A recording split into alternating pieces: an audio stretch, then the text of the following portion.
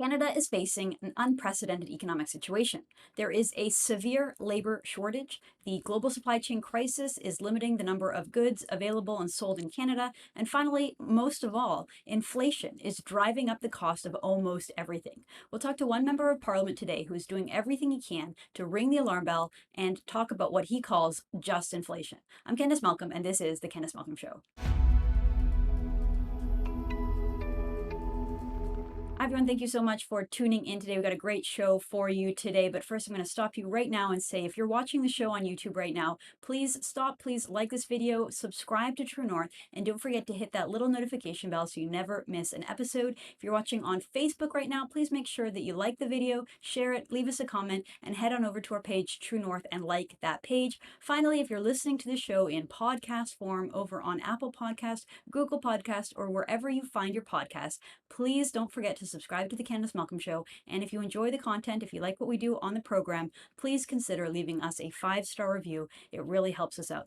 Okay, we're going to get right to the interview today. I'm really pleased to be joined by one of the most effective communicators in Parliament. I'm talking about MP Pierre Poilievre. Poilievre is the Conservative Member of Parliament for the Ottawa-based riding of Carleton, where he's been the MP since 2004. Pierre currently serves as the Conservative Party's finance critic and has kept the Trudeau government accountable for the unprecedented number of new spending initiatives during the pandemic. Since the government began printing more and more money, Pierre has been one of the only MPs in Canada who has consistently sounded the alarm bell, but not just sounded the alarm bell. He's done an incredible job articulating what the problem is, helping Canadians understand, because we're talking about abstract financial concepts here. It is hard to wrap your head around it sometimes, and Pierre does a great job of making it more easily understandable and more approachable for the everyday Canadian who might not have a background in finance. He cuts through the spin, he calls out the media, he does exactly what you want a Conservative MP to do, and his work on inflation has been absolutely outstanding. So Pierre, thank you so much for joining the Candice Malcolm Show. It's always great to have you on the show, and we really appreciate all that you do. Thanks for joining the program. It's great to be with you, Candice. So let's talk about inflation, or as you call it, just inflation. So the government believes that this isn't a made in Canada problem. Chrystia Freeland said this. They think that it's part of a global problem, and the best way to address these concerns is through things like childcare subsidies, housing subsidies. So I want to ask you, Pierre, what is wrong with this approach, and will the government ever stop spending our money? Well, let me start with the diagnosis, and then we'll talk about the cure. The Liberals want you to believe that this is just some problem that came from elsewhere around the world and that they're doing their best to solve it. But let's analyze that and break it down. They say that, for example, COVID caused supply chain disruptions, which has raised prices. Well, if that were true, then you would expect products that don't have supply chains to have no inflation. The most obvious example is raw land. Raw land has no supply chain. It's under our feet. It's been here for thousands, maybe millions of years.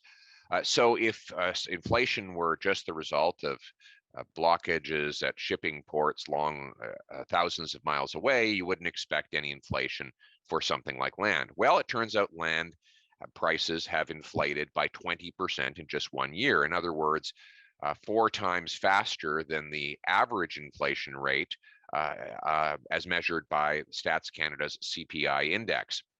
So we know that there is something homegrown when land prices increase that fast.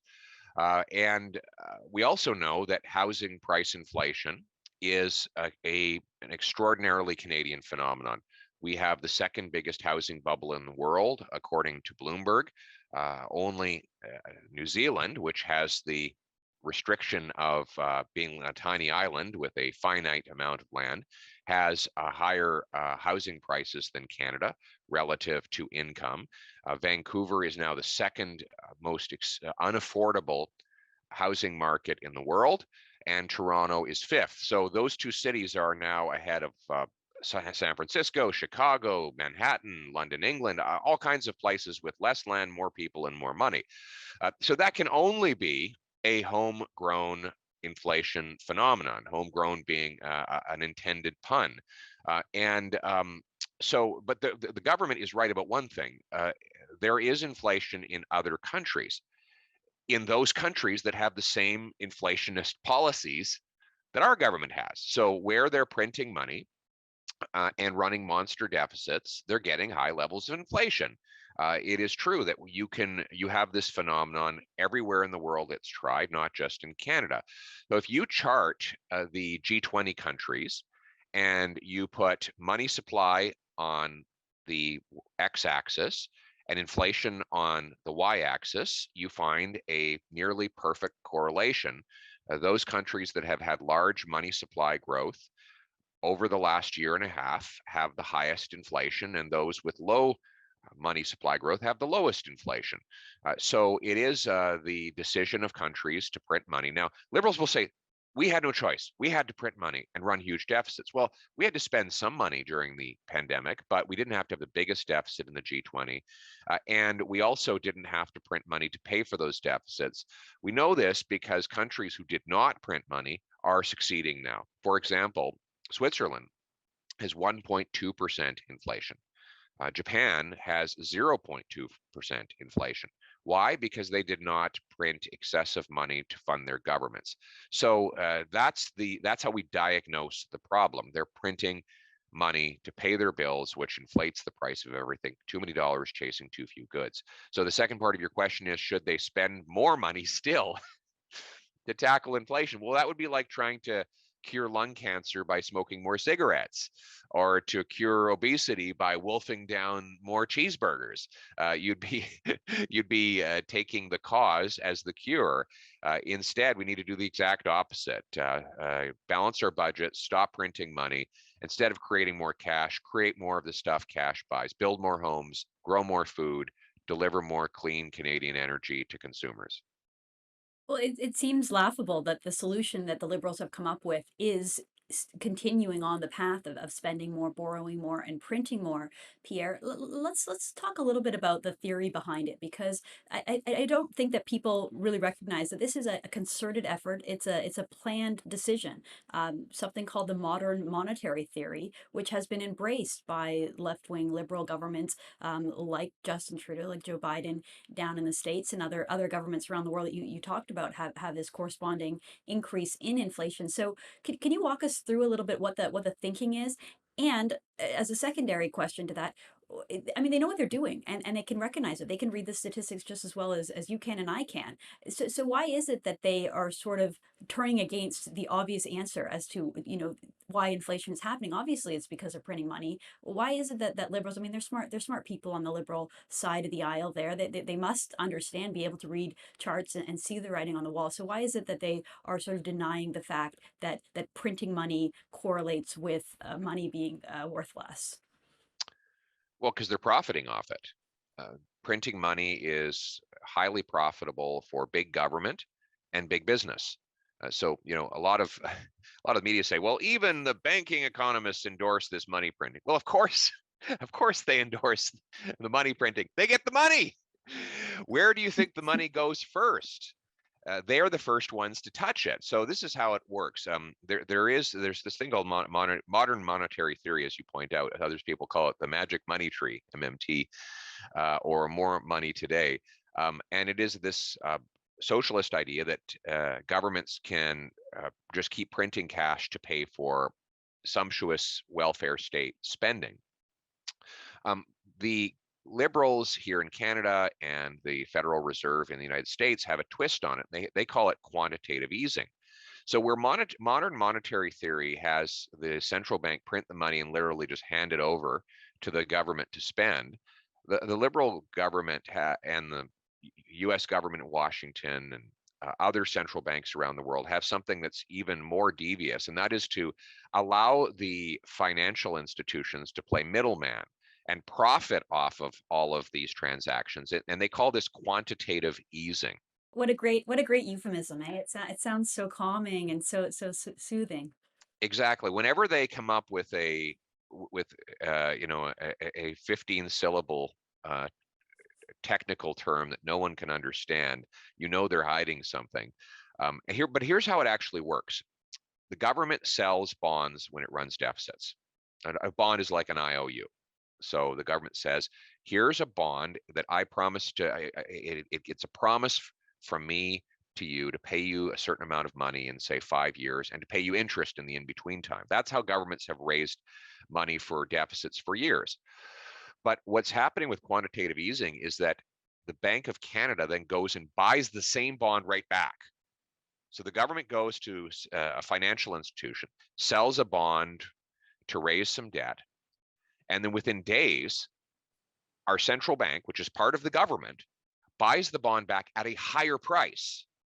In other words, the financial institution profits off the difference between the price for which the government sold it the bond and the higher price for which the central bank bought it right back. And the effect is to allow banks and credit unions and insurance companies, private equity firms to profit off of the difference between what our government sells and what our government pays for those bonds. The other thing it does is it floods financial institutions with easy money. If you want any proof of how the impact of this, look at the Bank of Canada's report just last week on the investors, real estate investors getting 100% increase in the number of mortgages they've had in a year and a half. That increase began in April of 2020. Well, what happened 1 month earlier? Quantitative easing began. So all of this cash started funneling into the financial system, and it got lent out to investors who then used it to bid up the price of real estate. And since that time, we've had a 32% increase in real estate prices, and that has priced poor working class people out of homes while making the existing mansion owners or investors extraordinarily rich. It's also ballooned the stock market. For the first time, our stock market is worth about 130% of GDP. So what happens is when all this cash goes into the system, it inflates the assets that the rich own and the products that the poor and working class must buy. So quantitative easing in the States has bipartisan support, Candice. Democrats love it because it inflates big government. Republicans love it because it inflates big business. Washington and Wall Street are happy, and the working class gets screwed because it destroys the purchasing power of working class wages. So it's a monstrous wealth transfer from the have-nots to the have-yots. And that, so Candice, you asked, are they smart? Yes, they're bloody smart. They know exactly what they're doing. And they're enriching their friends. The managerial class of CEOs, lobbyists, bureaucrats, corporate lawyers, investment bankers, they all make off like bandits. They're not breaking any laws. They're just profiting from a system the government puts in place. They're perfectly honest people, but the system is profiting them at the expense of the working class who pay the bills in this country. Well, you make it sound incredibly cynical. Usually in politics, if the question is, is something happening because someone is evil, or is something happening because someone is incompetent? I usually tend to lean more towards incompetency. But the way that you're painting it seems quite cynical. I know that the Liberal government is sort of intentionally conflating two issues here. They're sort of pretending that their printing of money and inflation is caused by the global supply chain issues, which is a real issue, Pierre. It is happening around the world. I'm buying some new furniture for my house, and I'm living it because everything I ordered that was supposed to be here in November is now they're telling me, you might have it in January. So the supply chain crisis is real. The COVID pandemic is having an impact on that. I'm wondering if we could switch and you could address this issue as well. What would a Conservative government do to address the supply chain issue? Do you think that Canada needs to do more to take back and build up our own domestic manufacturing industry, have a made in Canada solution the way that we see sort of emphasized in the U.S., or do you think Conservatives still sort of stand behind the free trade model of having everything sort of imported from China and having costs go down that way?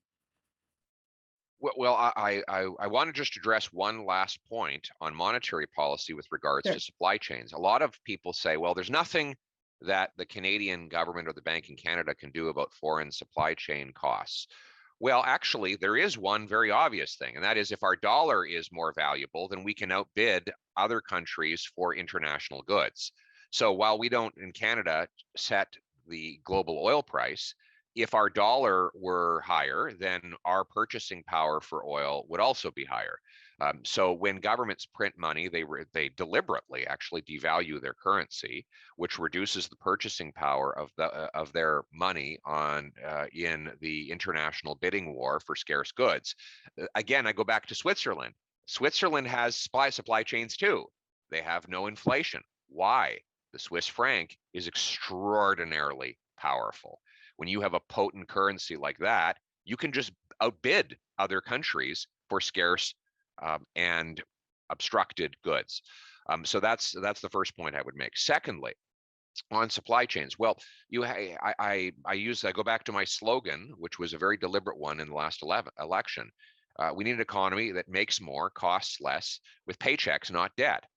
If we had unleashed the productive forces of free enterprise in our country, we could make more things here in Canada. But here it is very expensive to set up a factory. We're ranked 36 of 37 OECD nations for the delay time to get a building permit. So why would you build a factory or a warehouse here when you could go build it where they approve it much quicker? We have an extremely punitive tax regime with payroll and carbon taxes expected to rise January the 1st, which means businesses who are thinking about setting up a factory here or say Ohio will say, well, I'm not going to move to Canada because I have to pay all these payroll taxes and these energy taxes on to produce the goods and services that the people need. If we unleashed our energy sector by building pipelines, we could supply more of our domestic energy from Canadian resources rather than importing them from expensive foreign producers. If we reduced the penalty for work that taxes and clawbacks impose, we'd have a greater supply of workers who'd have more powerful after-tax paychecks. We have 1 million unfilled jobs, Candice. Why is that? Well, we're paying people not to work and then punishing them when they do work. So why are we surprised when people don't work? You get less of what you punish. You get more of what you reward. We should reward work with lower income and payroll taxes instead of rewarding non-work with greater welfare programs. Well, and it's even worse than that, Pierre. I read the other day about how the CERB, which was intended for people who had lost work, that there was about 6 times as many people collecting it as there were job losses due to COVID. So what happens when you pay people not to work? People are going to take advantage of that, and sadly, it looks like that's what we see. And then on the other side, my mother-in-law owns a small business in Toronto, and she can't keep employees because why would anyone go out and work if they could make the same amount of money staying at home, getting paid by Justin Trudeau? I want to ask you a final question here, Pierre. I know. Okay, so last week, Parliament's back. Last week, the media and the Liberals were completely obsessed with this idea of finding out every individual personal health story of Conservative MPs and finding out why they had exemptions and who was vaccinated. It was a total distraction, and you rightly called out one journalist for falling into a Liberal trap. This week, it seems like the House of Commons is completely distracted by a disingenuously named bill called the Conversion Therapy Bill, but it had unanimous support in the House. Why is it that the issues that we're talking about right now, the things that really matter to Canadians, every time I talk to someone, they're talking about the cost of living, they're talking about how expensive it is to get gas, how expensive it is to go grocery shopping. And yet when you look at Ottawa, you look at politicians, the media, the government, they're talking about issues that just don't matter at all, that are totally irrelevant to Canadians' day-to-day lives. So you work in politics, you've been on the Hill for a long time. Why is Ottawa so out of touch? Well, the press gallery is largely bought and paid for by the state. CBC, of course, is the state broadcaster.